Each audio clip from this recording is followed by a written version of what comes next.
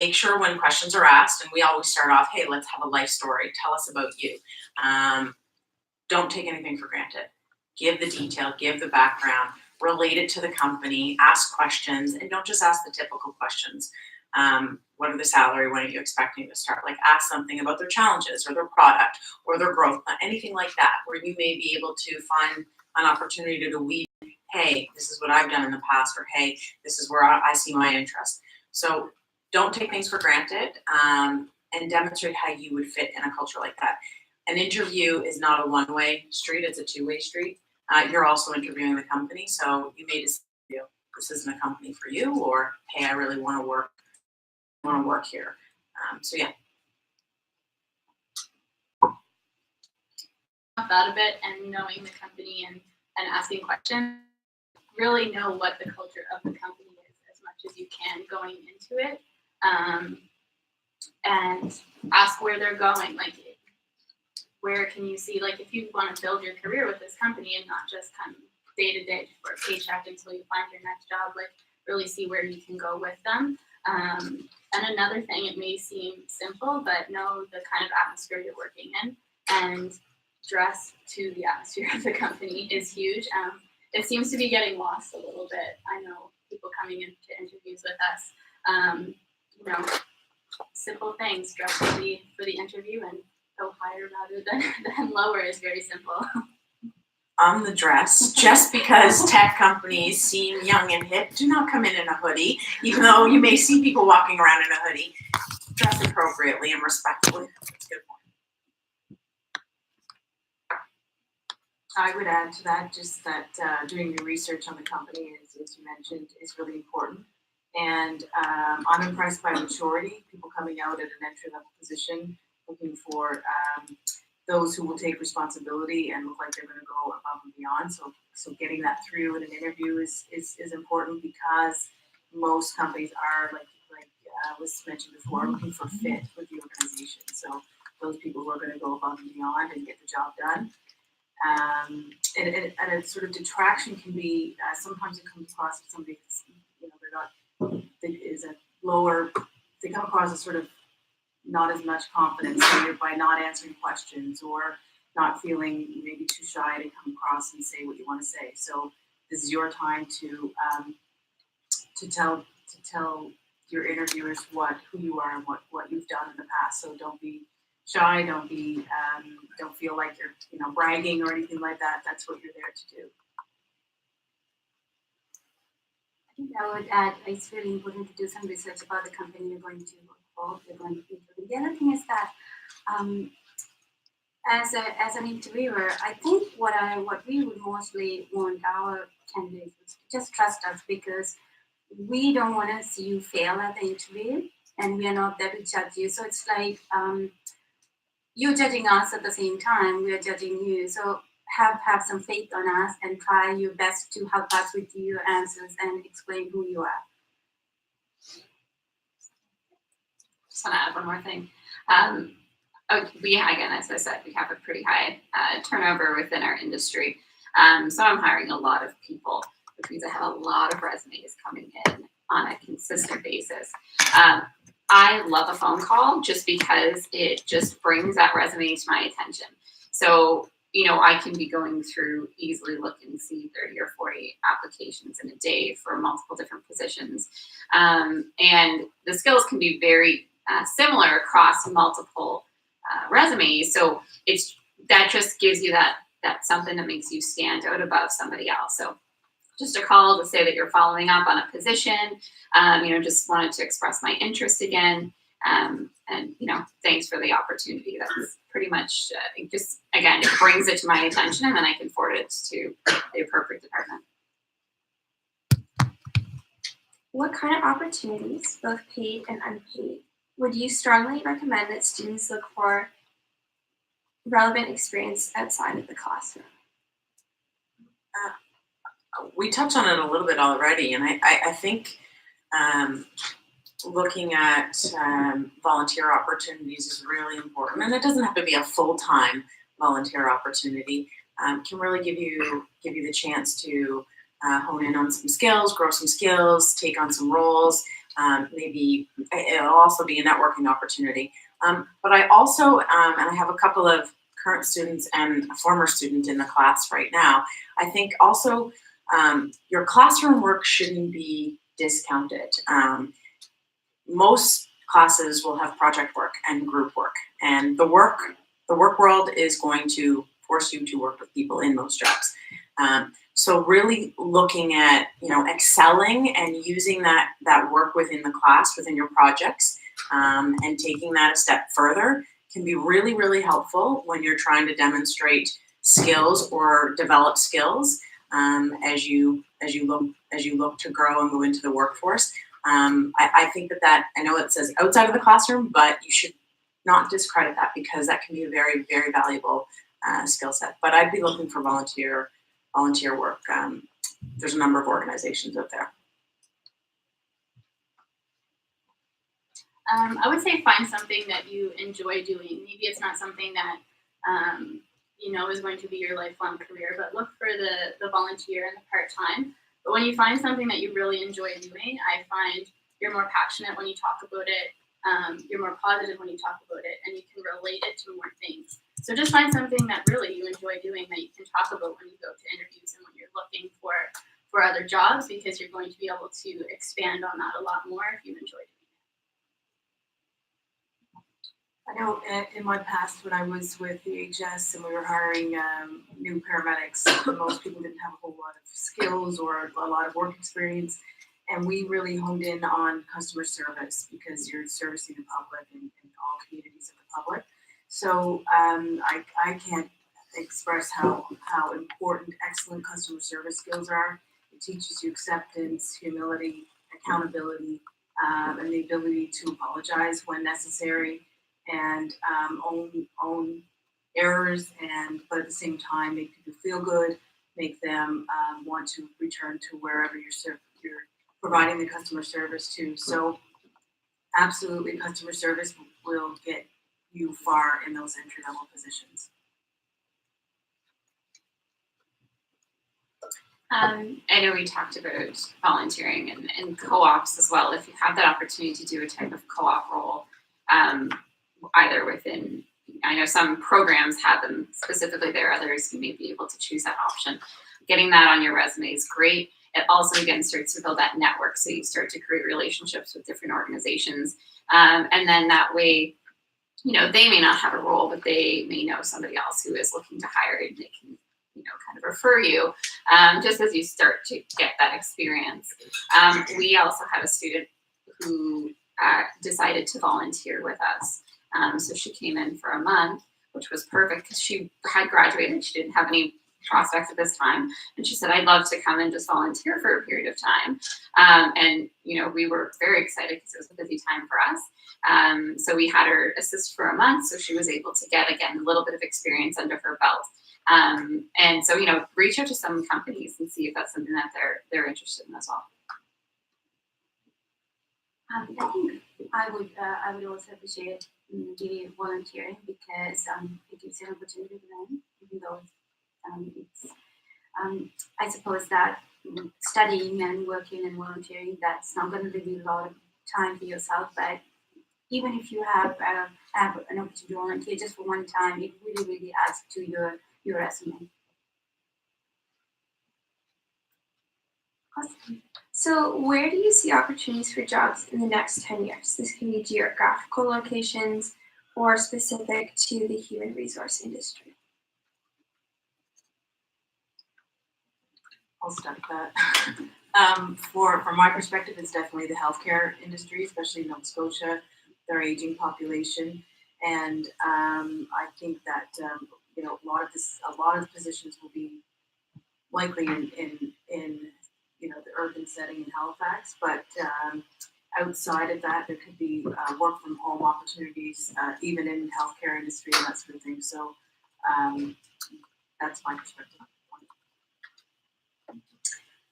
I don't disagree with you with respect to this region, that healthcare will be definitely a primary source for hiring here in Atlantic Canada. And I'm going to stick to the Atlantic Canada theme because, we're here in Nova Scotia and we're all pro Atlantic Canada. I do see a significant increase. We've already seen it to date. I'm working in it now, but the tech and the startup industry.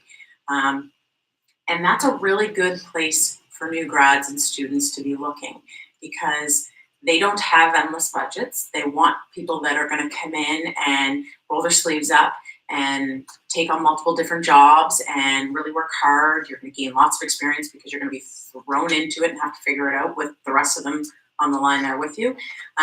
So I see an increase in that. Volta is a great example. That was very small a couple of years ago. It's boomed. The company I work with has been around for 30 years, but we were really, really small, and I've been with them for a little over 3 years, and we've doubled in size in those 3 years, which is a great story. So I think I definitely see more of the jobs in the urban settings, and it will be sector dependent where you're looking in terms of the country. But I think tech and healthcare will be two primary hiring areas for Nova Scotia specifically. Of course, I'm in hospitality, so that's what my main focus is, and that's also what I hear most often.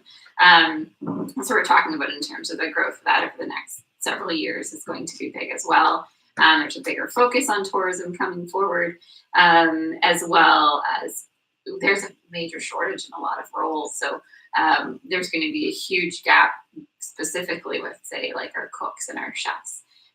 So that's, something that within my HR role in the committee that I'm on, the HHRC, which is our Hospitality Human Resources Committee, we're putting a focus on how can we try to impact the students, bringing that forward. So, we're talking to them out, we're talking to NSCC, we're finding ways that we can make this a little bit more of a focus. So we're preparing you guys for the future and in this type of industry. So, I think with a lot of these roles, you're going to see lots of growth in any type of role or in any type of industry. And I think that's why it's a really great opportunity to figure out what industry really interests you by doing things like volunteering, by taking those part-time jobs.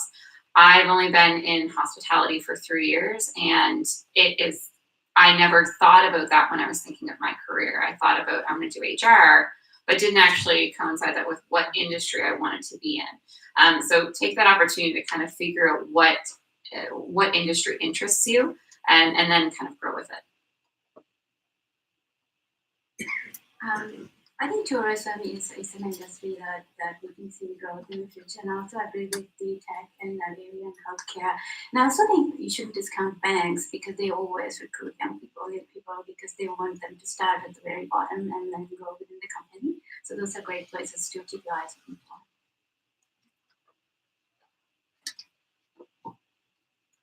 Yeah, I definitely think where we are, healthcare is going to be huge, and the tech is ever changing. So there's always new opportunities there. On my side, I see a lot of more industrial things like that, and a lot of people going into trades and things like that. So for me, I do see the industrial going and giving some opportunities as well. What skills that are not learned in the classroom are most helpful for a career in human resources or a career in your industry?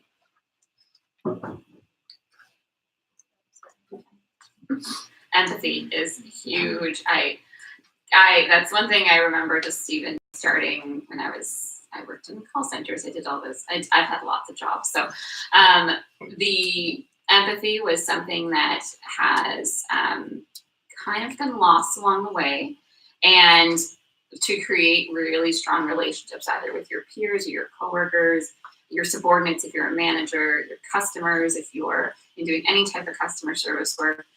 Empathy is major, and putting a focus on that will help to build those relationships through, and that way, again, going forward, when you start to move up in your career, move around, that's a skill that people are looking for. Yeah, I cannot disagree because I feel like I talk about empathy every day in my office. it's an unlearned skill. Some people just have it, some people don't. But it will get you further in your career. Another really important skill that's being lost, I find, in today's world because of the social media and how much access we have, is good old listening. In order to be knowledgeable, in order to be supportive, in order to learn more, in order to be a participant and growing who you are, listen. Take it all in. Ask questions. Really understand what it is you're engaged in that moment. It'll also help with your empathy as well. But those skills seem to be lost. And I think they're two key, whether you're in customer service, whether you're in HR, industrial, wherever you might be, they'll really help you and put you a step ahead in your career. Yeah, I agree with all those things. I had those listed as well. Effective listening, communication, respect, acceptance. But another thing is having confidence versus arrogance. So being confident about what you know and the skills that you have is very different than coming off with an arrogance that you know more than the individual or that sort of thing. So you have to be sort of careful of how you come off and whatnot as well. So you want to be, and part of that is being empathetic and understanding who you are and that sort of thing, who these other people are that you will be speaking with and working with and all those things. So so confidence is a good thing, but arrogance is not.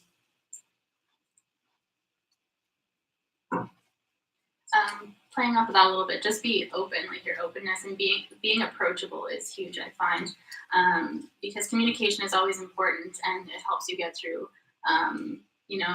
everything in the day to day, and it makes everybody more comfortable when you have open communication. But if you're not approachable, it makes it a little bit hard to keep the open communication going. So I would say that is huge.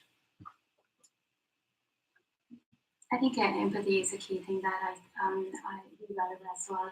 I also want to add the ability to control and kind of keep check emotions is really important, especially in an industry like ours. We constantly interact with the public, and some of our interactions sometimes bring up issues, current political issues, things happening on the world. So those things can be hurtful. So it is really important to kind of set aside your emotions and look at it in a very professional ways. It's really important in an industry like ours. So our final question is, what advice could you share with a student at the start of their career? I would say network. It's huge. Go to as many of these things as possible. Get a LinkedIn account. Make sure it's updated. Go meet people and ask questions. That's how I started out. I just went to as many things as I could, talked to as many people as I could while I was there, because a lot of the times that's who reaches back out to you, is the people that you've already connected with. Yeah, my advice would be to buy through networking and doing your research on jobs and that sort of thing, is to figure out the job that people don't necessarily want to do. So there's your opportunity, and show the employer how you would do that job and how you would do a good job at it. So taking the most resistant path in that way is sometimes better for you to get your foot in the door.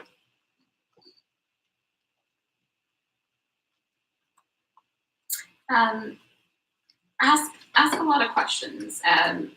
Listen to what's being said, but also ask for clarification. So try to figure out more. Try to show that you are looking to learn and grow, rather than maybe kind of just, I guess, say taking the orders. 'Cause a lot of times we'll give the information to say an employee who will then just go and do it. But I like to see that you are looking either outside of the box, or you want to try to provide a little bit of input, or that you are just looking to try to make things better. And so when you ask a lot of those questions, it shows your interest, and it shows your kind of dedication to make things run smoothly and efficiently with whatever job it is that you're working at. For those starting out in their career, looking for a job, picking up on what was said in terms of networking, be proactive. Don't sit and just hit click on apply. 9 times out of 10, that's not going to get you the job. That's only one means. So be proactive, take an initiative in your job search and in your career, because you get to decide what that is, and you get to decide that path that is taken. For those of you that are starting first day, first week, first month, first year, patience. Understand that it's going to take some time to really get into the groove and understand what you're doing, but be proactive in that patience, and be okay. I can hear my CEO laughing at me right now, but be okay with making mistakes, because if you don't make mistakes along the path, you won't be able to do it better the next time and figure it out and learn from that. Your career is a learning journey.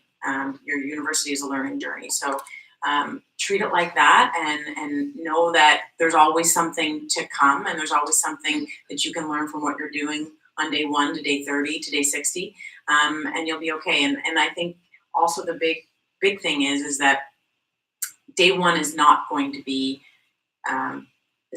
necessarily be what you went to school and said, I want to do this. It could be, but it may not be, and that's okay. So patience along the road, open to mistakes, and definitely take that initiative to own your career journey.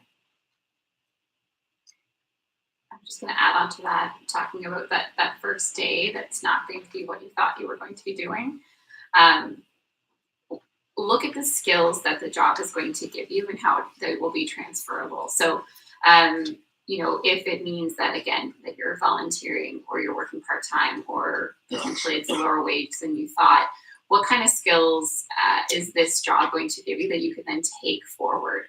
I just had the conversation with somebody who was telling me how they had switched companies and actually went to a lower paying job like years and years ago. She coincidentally works here in HR. And she said that was that step that she took to move forward was it was a step back originally, but that's what kind of helped propel her career forward by giving her the skills that she knew that she would need in the future.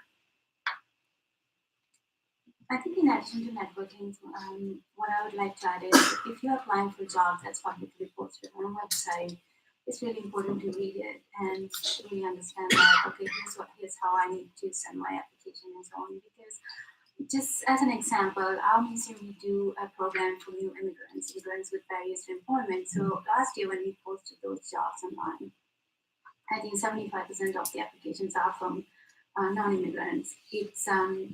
So it takes our time to sort that out. And I'm also thinking about the person who sent that application, the time they have spent on writing the cover and resume. And it's just a waste of their time. So it's really important to read the job posting. And I also think that it's important to save that job posting, because along the line, if you get a call for an interview, you know exactly. Because when we start, we apply for multiple jobs because we just want to start with our first job, and there are 10 jobs that we applied. And when you get a call, you don't remember, okay, what job that is. So it's really important to save that. Perfect. So we have some time for student questions. So I'll get Professor Melnick to come up, and he's going to bring the mic around to the students. And what you'll do is you'll just introduce yourself, so your name and the program that you're studying in, and then you can ask your question to one of the panelists, or you can open your question up to all of the panelists. I wasn't supposed to be doing anything. Okay, who has a question? While you're thinking of okay, Lauren? I do. Hold it. Your voice isn't as loud as mine. I know. There I can we make go. it So I worked at a company before where it was a back shift kind of idea, and a lot of us had similar complaints where when we were having an issue with management or anything like that, there was no HR person right on site at that time. Their suggestion was to put in a comment box and they'll get back to your comments. But it's like, how do you deal with the odd hours and the potential employees who need you, but you're not always available? I know in my industry we do have a night shift, so not too many people, but there is a little bit of a divide when it comes to even the fact that we have people who are working into the evenings and I'm not there. I make a point of really trying to build my relationships with those people as well. So people who are usually working the nights or the evenings, for me, I'll come in a little bit earlier, or potentially I'm there later on the weekends just to show my face so they start to know who I am from the perspective of the associate.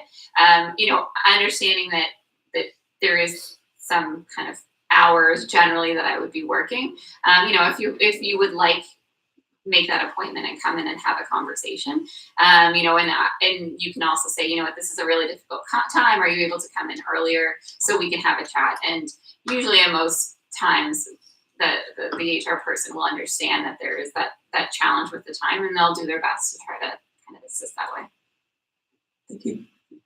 I just want to add something there too. It's part of HR's role is to support the supervisors who you would probably report to in that role.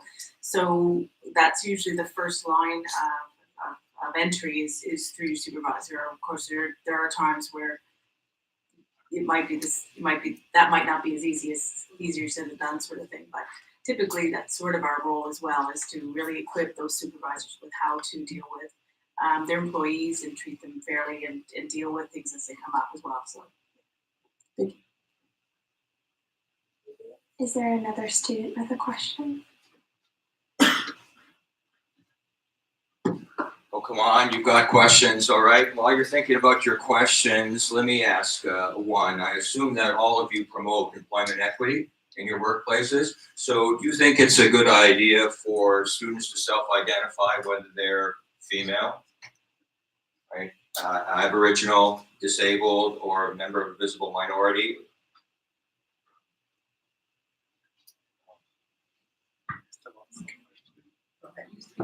Yes. I mean, if there's an equal opportunity employer and you have the opportunity to identify, then it is a personal preference. But by all means, the means are there to identify. Yes, I do. I absolutely do agree that it's we are an equal opportunity employer, and I do find it valuable, but it is a personal choice. We've taken great strides to promote that equality. In the tech industry specifically, there is a gap between men and women within that industry, from pay equity to women in technology-based roles. And we don't necessarily have quotas or anything like that in place, but we make a huge effort, and you identifying helps us in that effort for sure. I will say though, we hire for, the job and the fit, the right person for the job at the time. And that will always outweigh any type of quota or number. But if people are comfortable, it only helps us as employers. So I think it's valuable. Nobody else? Any more questions? I was just going to say, we've spent a lot of time understanding that there is going to be a large gap in the tourism, the jobs that are available, I guess the people for the jobs in tourism. I've gotten involved with a lot of different organizations in terms of actually going out and actively recruiting. So I have a lot of industry partners who I reach out to as well, either through iSense, through Ready, Willing, and Able, a lot of contacts there because they have a lot of people who are looking for the work, and we have a lot of jobs available. So we've created a strong relationship with them to help to kind of work both of us. You're still thinking for questions, right? Okay, let me ask another one. In your selection process, do you utilize reviews of social media? And if you do you think they should sanitize their social media? I know that we definitely did Google searches on our candidates and just looked to see, how open and how much information was out there on candidates. Mostly for background checks that we did that as well, because there were things that would come up in their Google search didn't necessarily come up in a criminal search. or any kind of other search that we did that would be relevant to hiring. A lot of it was not relevant to hiring, and we just didn't look at it. So.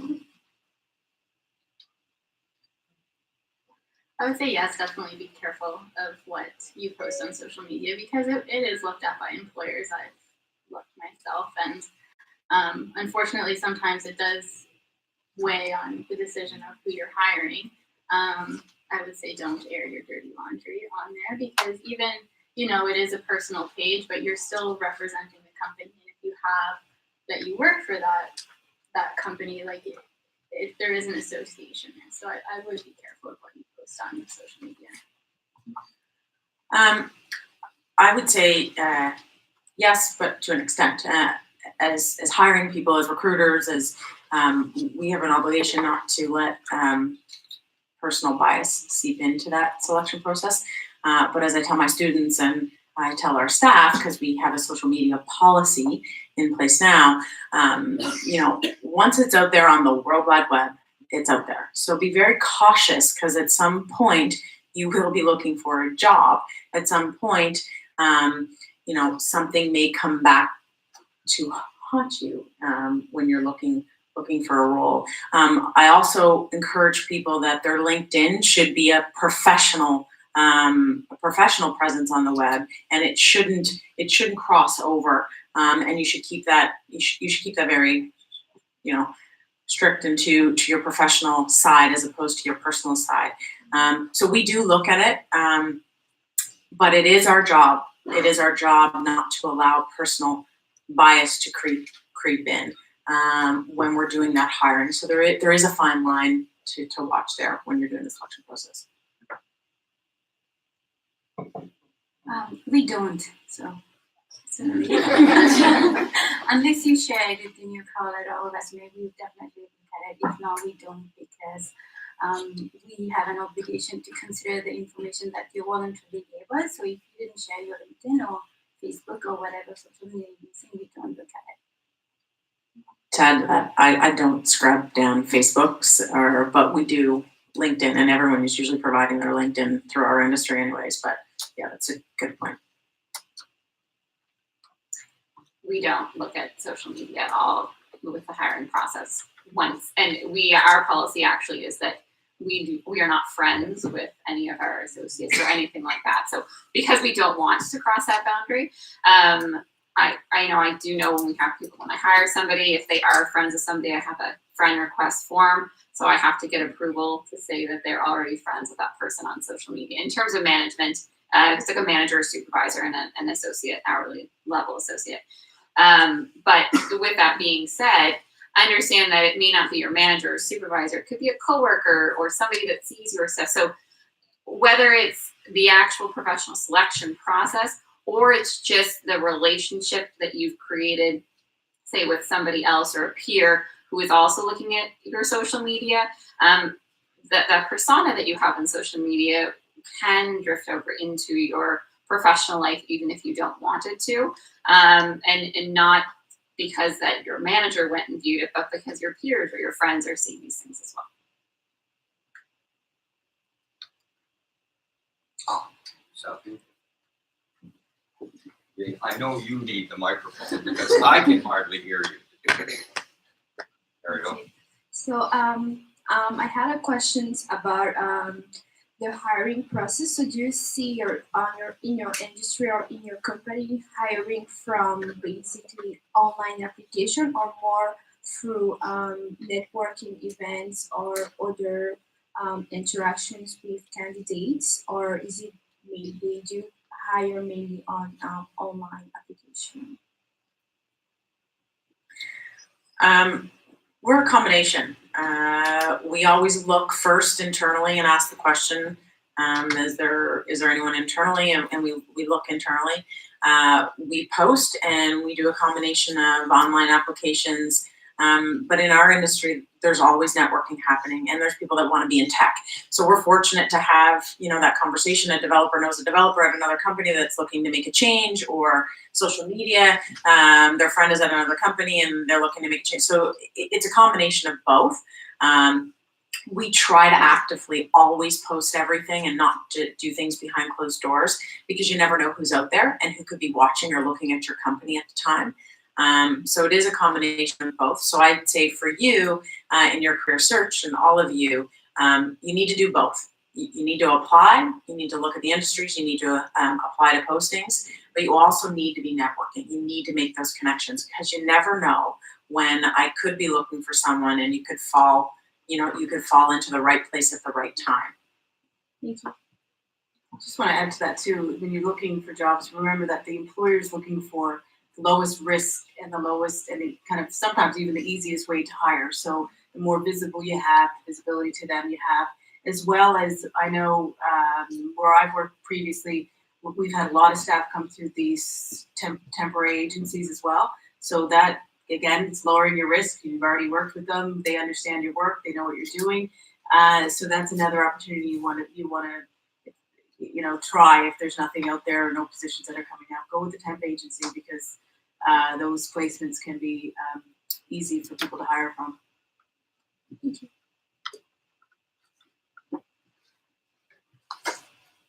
Those in my class, you get points, participation points, if you come up with a question. Okay, Annalise. Good.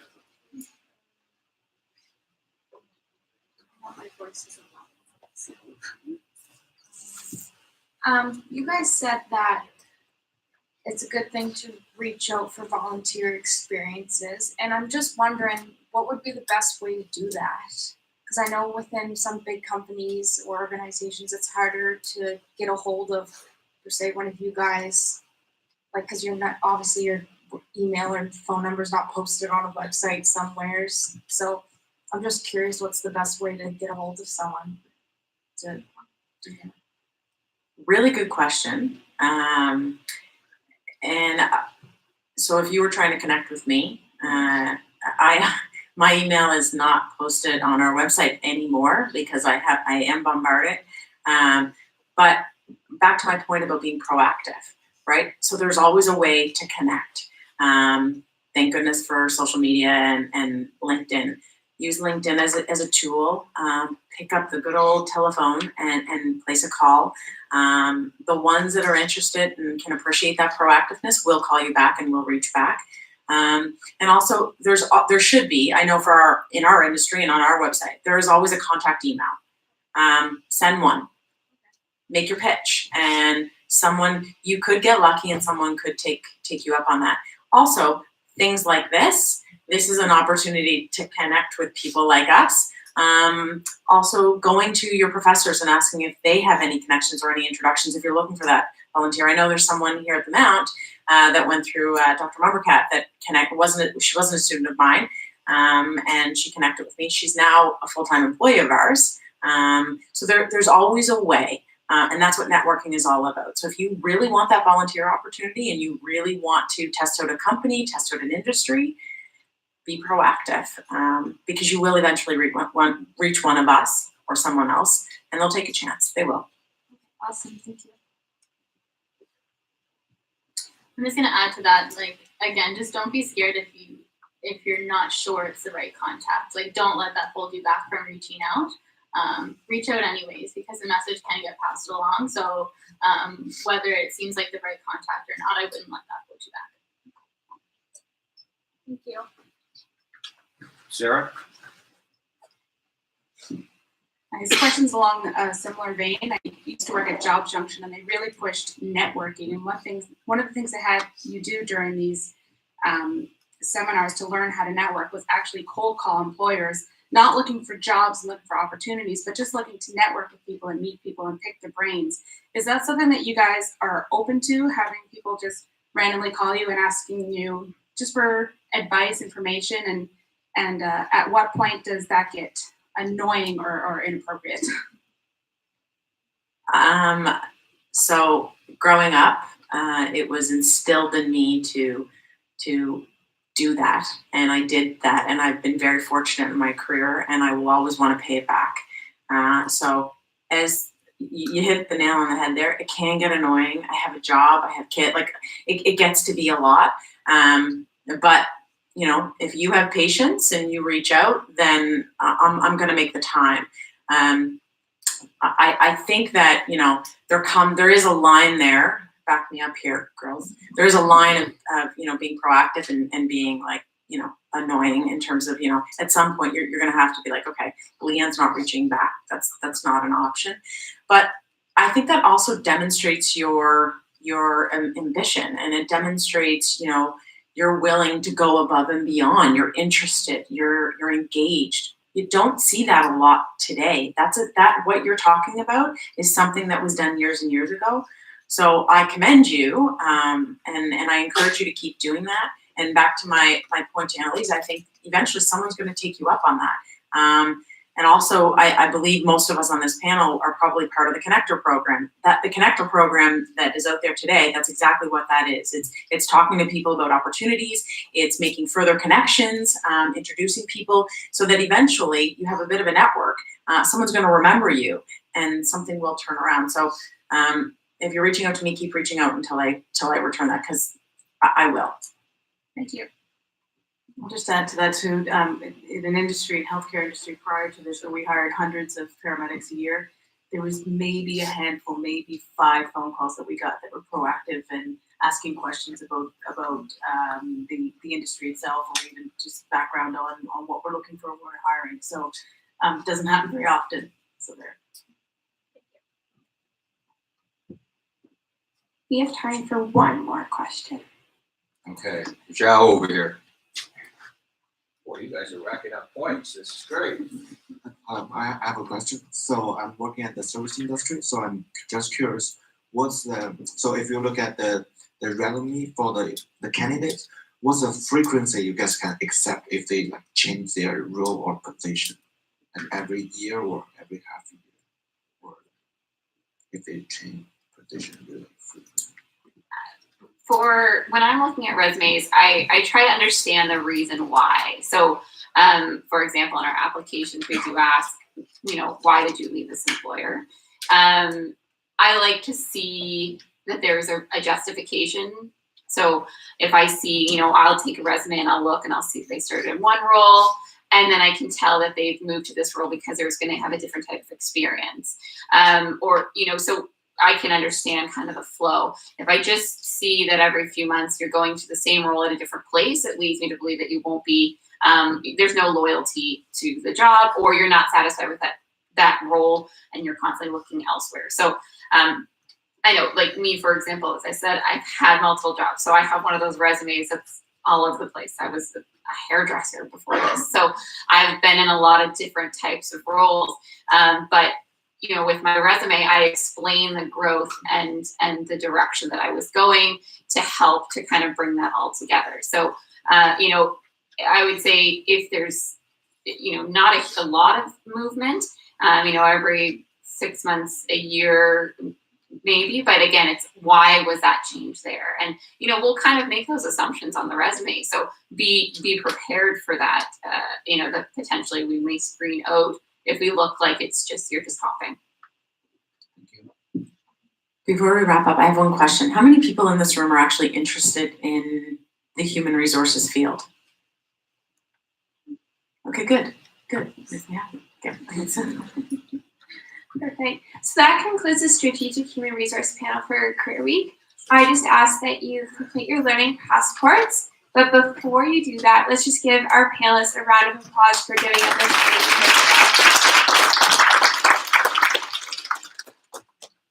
Perfect. Thank you.